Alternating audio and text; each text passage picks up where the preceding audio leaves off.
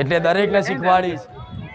મારા ધામમાં આવો તો સ્વાગત છે દરેકનું બારે જ આ ધામમાં પણ નાના બની ધામની પવિત્રતા રાખીને શિસ્તા રાખીને આવશો ને તો બહુ જલ્દી સુખ લઈ જશો મારી જોડથી લઈ જાઓ ખાલી નહીં થવું ત્યાં સમુંદર છું લઈ જાઓ મફતમાં બેઠી છું એવું માની લો અરે મારું મંદિર નહીં બને તોય પટેલ મને કોઈ ચિંતા નહીં તમે રાજી હું મેલડી રાજી છું જાઓ તમે ખુશ હું મેલડી ખુશ છું મારો ભગવાન જો સુધી કદાચ ગાદી ચાલુ રખાવશે ને તો લગીન તો મારી ગાદી ચાલુ રહેવાની